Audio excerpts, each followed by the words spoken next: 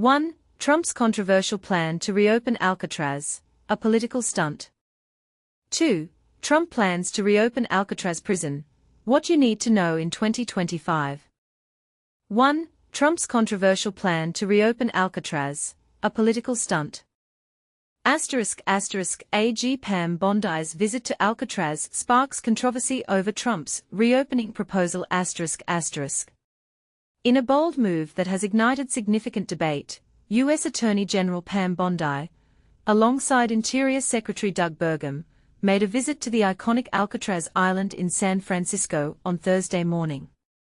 This visit is part of a contentious initiative proposed by President Trump to reopen the infamous federal penitentiary. The idea of reviving Alcatraz as a prison was first floated by President Trump back in May, stirring a mix of intrigue and skepticism. As part of this plan, Congress is anticipated to introduce legislation aimed at dismantling environmental protections currently in place for Alcatraz, effectively stripping the National Park Service of its authority over the site. But here's where it gets controversial. Critics have been vocal since the announcement, labeling the proposal as not only financially impractical, but also a mere political maneuver. Speaker Emerita Nancy Pelosi did not hold back, referring to the initiative as the stupidest initiative yet. Footage captured by ABC 7 News Bay Area's helicopter showcased Bondi and Burgum exploring the historic site, yet it was noted that only a Fox News camera was permitted to accompany them, leaving many questions about the specifics of their announcement. Currently, Alcatraz generates approximately $60 million in revenue each year, according to the National Park Service.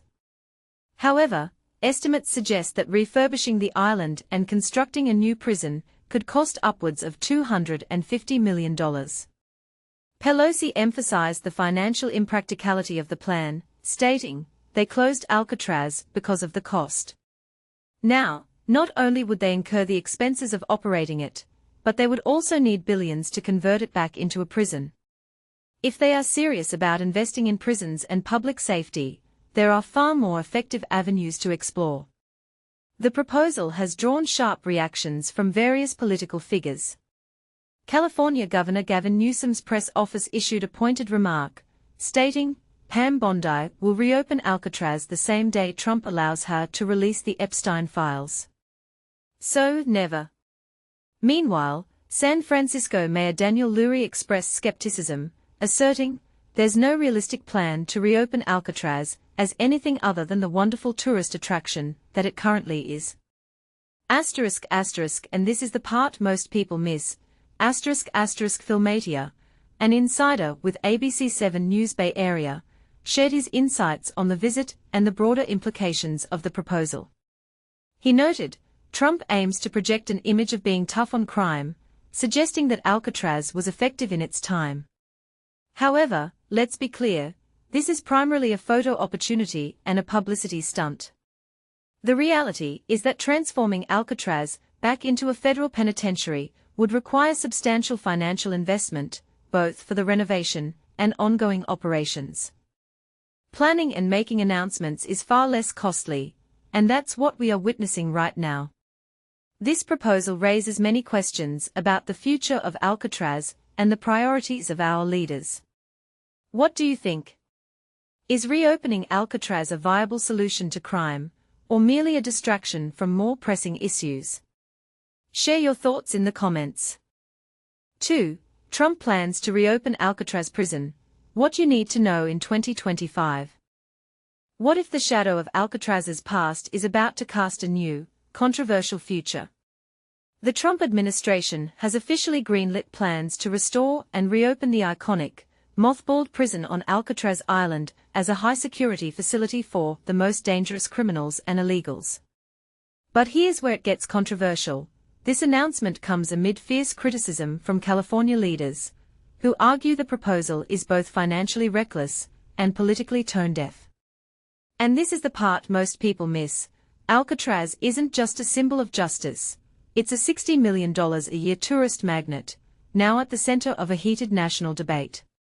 Interior Secretary Doug Burgum confirmed the plan during a visit to the island, touting it as a step toward restoring safety, justice, and order. The announcement followed a tour with U.S. Attorney General Pam Bondi, during which Burgum claimed the site would be renovated to house ruthless and violent offenders. Earlier this year, President Trump had already pushed for the prison's revival, and Bureau of Prisons Director William Marshall expressed confidence in the project's feasibility. Yet the logistics are anything but simple. The estimated $1 billion in repairs would require massive federal funding, a point California Democrats are quick to exploit. Speaker Emerita Nancy Pelosi labeled the plan a diversionary tactic, arguing it's a smokescreen for Trump's recent legislative agenda. How can an administration already ballooning the national debt, with trillions of dollars in new spending, justify diverting billions to turn a decaying prison into a correctional facility? She challenged. Governor Gavin Newsom's office took a similarly dismissive stance, sarcastically stating Bondi would reopen Alcatraz the same day Trump releases the Epstein files. So, never. The history of Alcatraz adds another layer to the debate. Closed in 1963 due to exorbitant operating costs and structural decay, the island was later transformed into a National Park Service site in 1972. Today, it's a cornerstone of the Golden Gate recreation area, drawing millions of visitors annually. But critics question whether its remote location, requiring costly infrastructure for water, power, and medical care, makes it a viable prison. Supporters, however, argue that its inescapable reputation could deter misconduct among inmates. Here's the elephant in the room: if Alcatraz becomes a prison, would its tourism revenue offset the operational costs? Or is this a vanity project masking deeper political motives? As the debate unfolds, one question lingers: should a site steeped in American history be repurposed for modern incarceration, or does its legacy as a symbol of freedom and resilience make it sacred ground? We want to hear your thoughts. Do you think this plan is a bold step toward justice, or a costly distraction from bigger issues? Sound off in the comments below.